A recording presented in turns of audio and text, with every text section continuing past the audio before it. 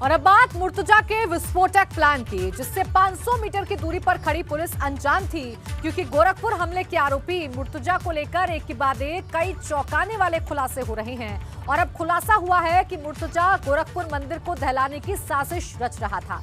लेकिन हैरान करने वाली बात यह है कि वो ये साजिश मुर्तजा अपने जिस घर से कर रहा था, वहां से पुलिस सिर्फ 500 मीटर दूर।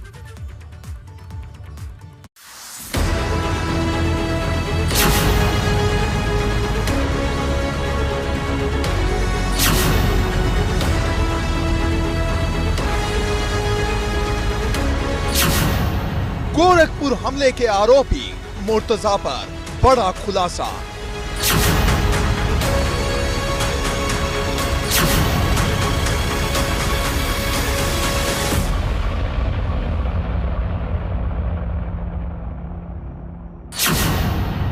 गोरखनाथ मंदिर को दहलाने की साजिश रच रहा था।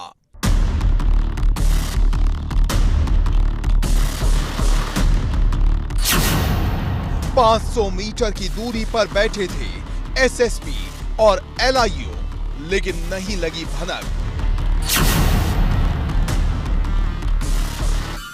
गोरखपुर हमले के आरोपी मुर्तजा अहमद अब्बासी को लेकर हर दिन चौंकाने वाले खुलासे हो रहे हैं। और अब जो खुलासा हुआ है वो न सिर्फ चौंकाने वाला है बल्कि हैरान करने वाला है, क्योंकि गोरखपुर हमले में पुलिस की खुली लापरवाही सामने आई है। क्योंकि खुलासे के मुताबिक आरोपी मुर्तजा गोरखपुर मंदिर को दहलाने की साजिश रच रहा था और उसके घर से महज 500 मीटर दूरी पर मौजूद थे जिले के पुलिस कप्तान और एलआईयू की टीम को इसकी भनक तक नहीं लगी। और अब इस खुलासे के बाद पूरा प्रशासन सख्ते में आ गया है, क्योंकि आईएस मॉड्यूल पर काम कर रहा मुर्तजा अब अपने एक एक गुनाह को कबूल कर चुका है। जिस तरह से वो जिहाद और तमाम वीडियोस देख रहा था और जिस तरह से नेपाल और तमाम आतंकी संगठनों से उसके गहरे संबंध का खुलासा हुआ, एटीएस ने खुलासा किया, तब जाकर परत दर परत कड़ियां जुड़ती गई और उसके जो काले कारनामे हैं वो भी सामने आते गए।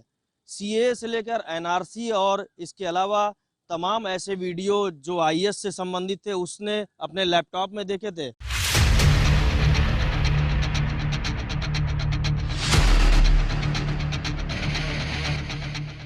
क्योंकि अब ये बात किसी से छिपी नहीं है, जिसे केमिकल इंजीनियर समझा जा रहा था वो असल में जिहाद फैलाने का इंजीनियर था, जिसके दिमाग में नफरत का जहर भरा था, जो इंसानियत को भूलकर मरने मारने पर उतारू था।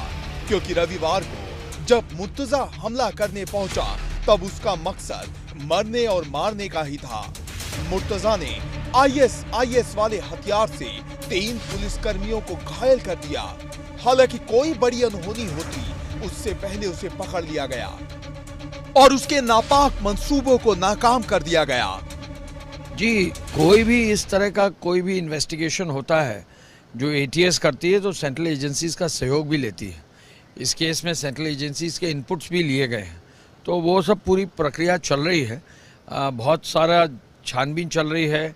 लैपटॉप और मोबाइल फ़ोन से जो है डिटेल्स जो है खंगाले जा रहे हैं और जो कानूनी प्रक्रिया उसको भी की जा रही है।